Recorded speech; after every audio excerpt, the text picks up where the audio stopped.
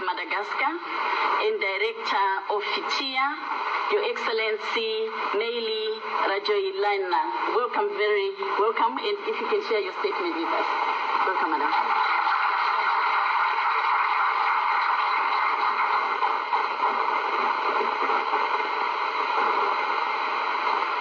Honorable assistants, ladies and gentlemen, dear friends from civil society.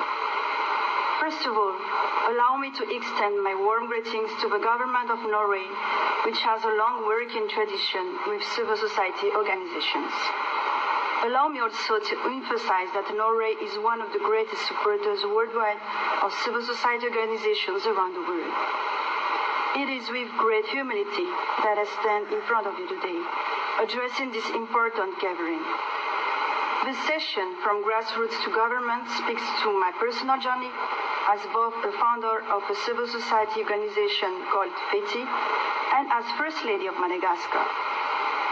Following the terrible devastating cyclone in Madagascar in 2010, I created Fitia. Fitia means love, a non-political, non-profit charitable association. Fitia was created to support vulnerable people, to restore their dignity, as well as to ensure that their human rights are respected. One of the focuses of Fitia is to provide innovative strategies for combating sexual gender-based violence, including in humanitarian settings. My mission and transformative work on the fields on SGBV have recently expanded in line with my new responsibilities as UNFP Ambassador for the fight against gender-based violence and Honorary President of the Malagasy Red Cross. I have officially renewed my commitment to break the silence during the celebration of the International Women's Day and during the dual celebration of UNFPA's 50th anniversary. This is perfectly in line with my recent assignment as UNFPA's Ambassador for the fight against gender-based violence and child marriage. Our common endeavor as grassroots and government is to eliminate SGBV by 2030 to effectively contribute to the Sustainable Development Goals and to build the Africa we want as stated in Agenda 2063. Together, as civil society, we cannot be associated with any failure concerning SGBV and any other violations of human rights, including the rights of LGBTs. Our voice should be the ignition key to stop these global and unacceptable trends towards more discrimination, more inequalities, and more suffering, which also affects 1 out of 3 people facing SGBV. Ladies and gentlemen, as a civil society activist, I have noticed on the ground how a significant number of women and adolescent girls are confronted with several forms of violence, which limit their development, including psychological, physical, and sexual violence. All forms of violence, whatever their form, are intolerable. They are a violation of human rights. Unfortunately, mainly in Africa, their prevalence is high, especially in humanitarian settings. For my country, Madagascar, it means stopping the burden of 30% of the population which suffers directly from SGBV. Did you know that 30% of Malagasy women reported that they have experienced at least one type of gender-based violence? No social category is spared. The victims are women and girls from urban and rural areas in all regions of Madagascar. Educated and illiterate women, employed or civil servant women, women entrepreneurs or housewives. But there are also men and boys. And half of the violence takes place within the family circle. More than 55% of women have experienced violence from the age of 15. Sexual assault accounts for 44% of the cases.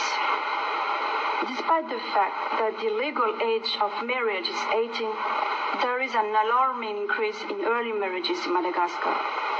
The frequency is among the highest in the world. This is not any more acceptable and should stop. Dear friends, I'm am truly grateful that events like the one we are experiencing today exist. In fact, it allows us to exchange ideas on how to move forward to solve problems. As a civil society activist, I have always been sensitive and have always considered great importance to human dignity, human rights, civic responsibility, the health of women and children, education, the precariousness of life of vulnerable people, and the preservation of the environment.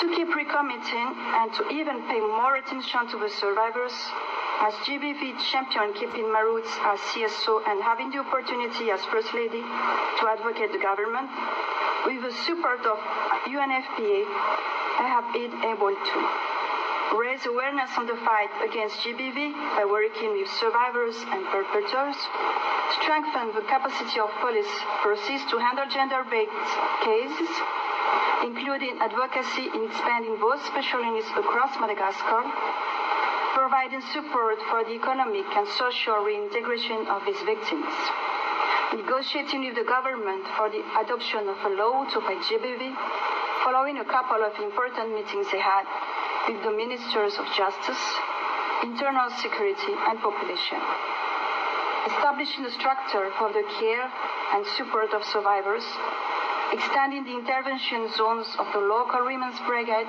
specialized on GBV into the national territory, implementing fast-track criminal courts specialized in GBV cases that encourage women to express themselves and denounce.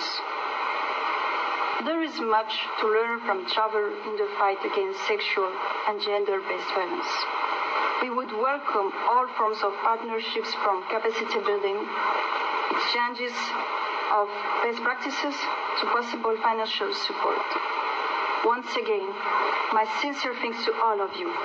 Our involvement and engagement for this cause reaffirms our common desire to save human lives.